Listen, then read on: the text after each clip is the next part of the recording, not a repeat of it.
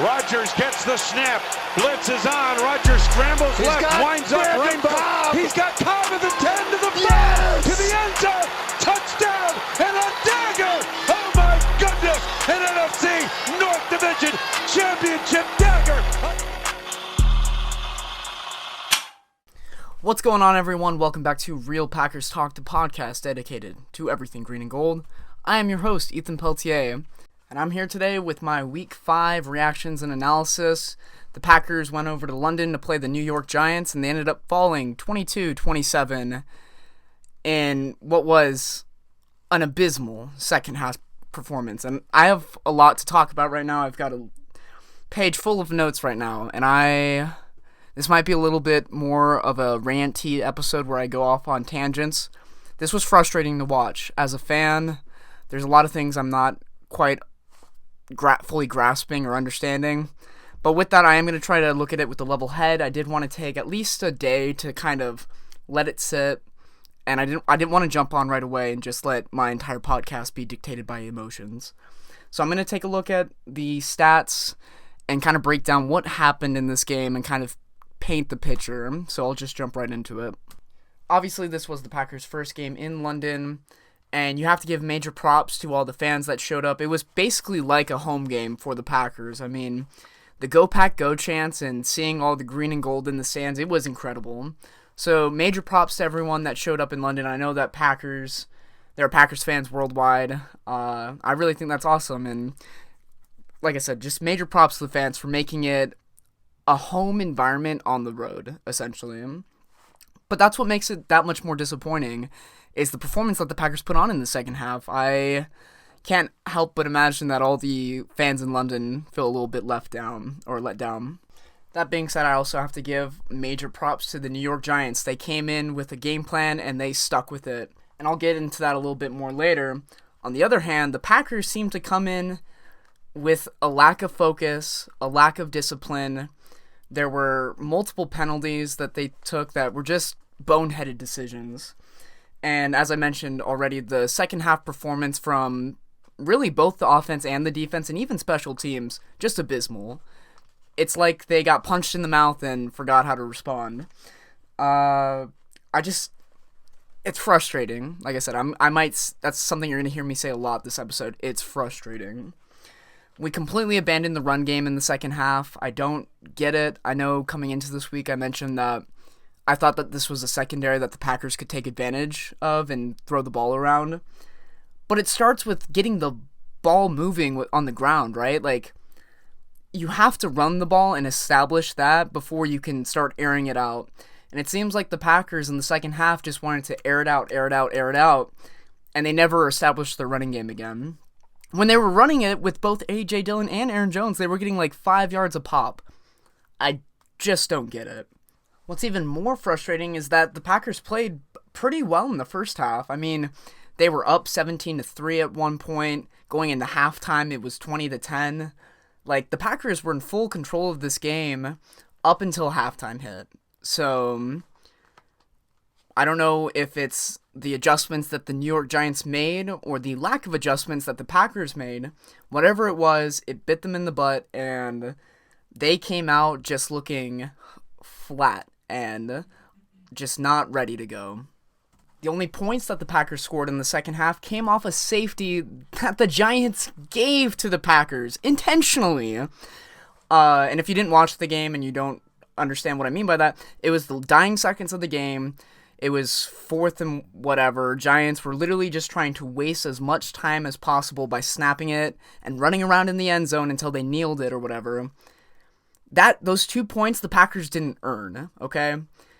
So just chalk it up as a scoreless second half. And that's kind of a trend that I've noticed so far this year. It seems like the Packers offense can only play one good half. It's either they play well in the second half after a really rough first half performance, or they start off really strong but can't finish. That is a trend that I'm noticing that I do not like. I've said it at least twice now. You need to play 4 quarters of football, all 4 quarters. And I'm not saying you have to be perfect, just show some effort. There was no effort in the second half from the offense, and it shows. And if there's one perfect example that I can point to from this game. It was the drive following the long drive that the Giants had to go up by a score. So at this point in the game, it's 27-20. Packers get the ball back, and what do? First down, incomplete pass. Second down, incomplete pass. Third down, incomplete pass. They punt the ball away. They used up a total of 27 seconds doing all of that after their defense just gave up a 13-play scoring drive. Your defense is gassed. How can that be the game plan? Why is it that we're not trying to approach this situation by running the ball? At least waste a minute or two. Give your defense a chance to get a breather. My lord, it makes no sense. So after the Packers punted the ball away, their defense was able to get a stop, and the Packers did get one more chance to score to tie the game. And this is where I might go off on a tangent and just lose my mind, because I don't get this. With a chance to tie the game down by a touchdown, the Packers drove all the way into Giants territory, and then they stalled on a 3rd and 2. 3rd and 2, We have two of the best running backs in the league. What do? 3rd down, incomplete pass. 4th down, we line up in an RPO. And look, I've watched the press conference. I've listened to both Matt LaFleur and Aaron Rodgers explain the decision process on this play. And they both said that they like the play. I'm here to tell you that I don't like the play. They lined up in an RPO.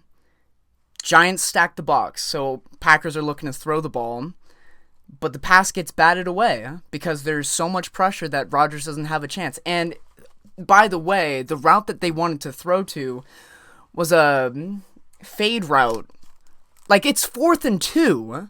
You have A.J. Dillon, you have Aaron Jones.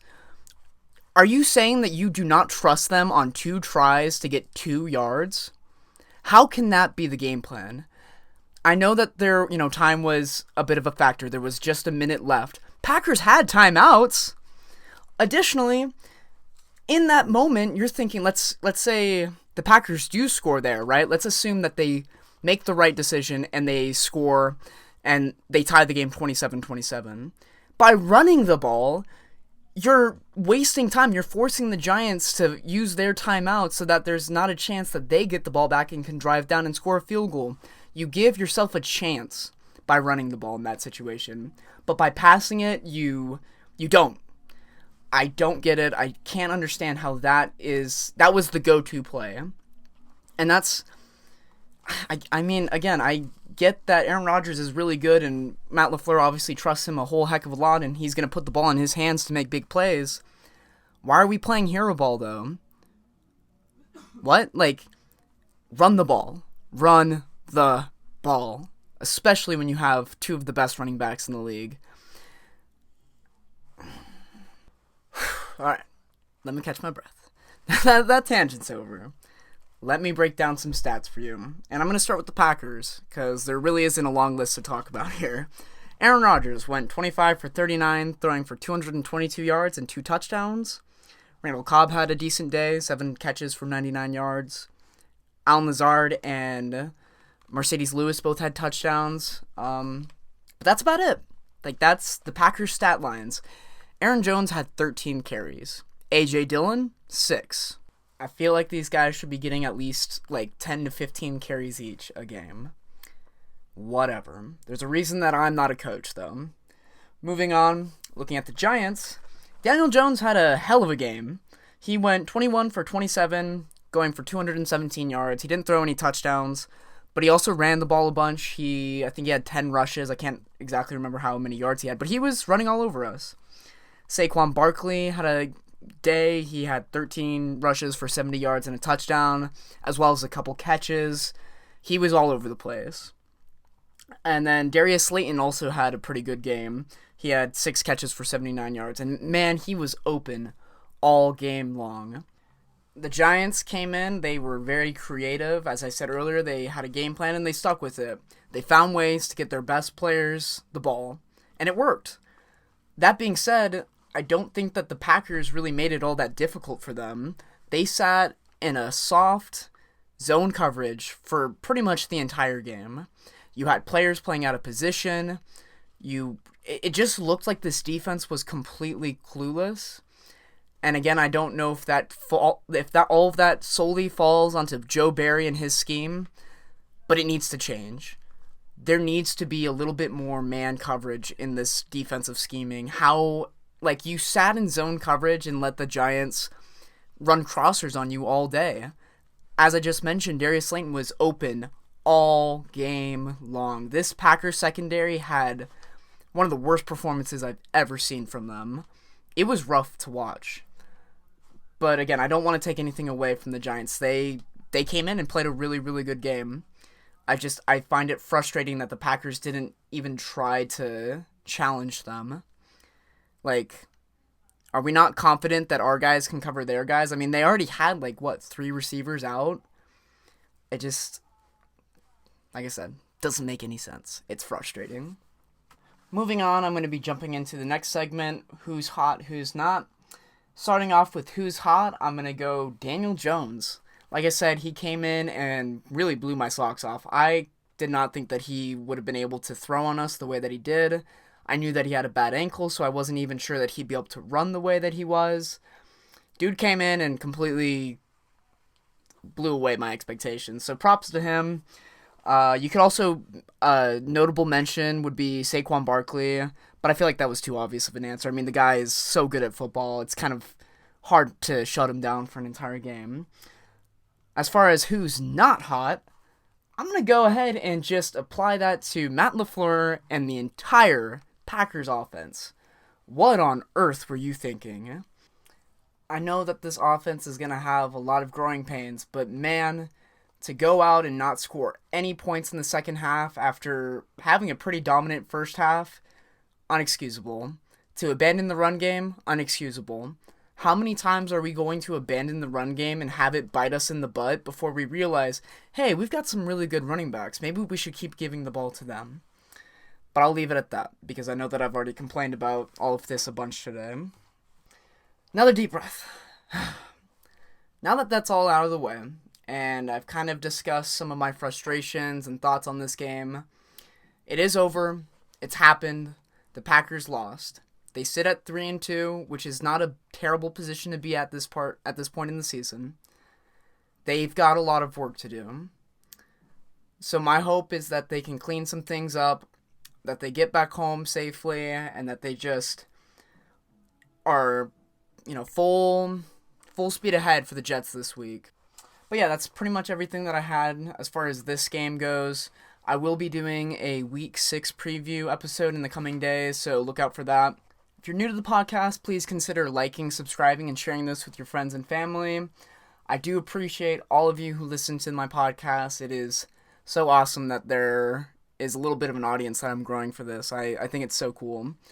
It means so much to me that I can voice my thoughts and opinions, and there are people out there who are willing to listen. So thank you for that. I also do want to briefly mention that I do have a Twitter. You can find me at Real Packers Talk. Please feel free to send me a direct message, chat Packers football. I love interacting with the fans. And then one last reminder that you can find my podcast anywhere on Spotify, Anchor, or YouTube. Thank you all so much again for listening. I'm going to leave y'all with a Go Pack Go. Peace.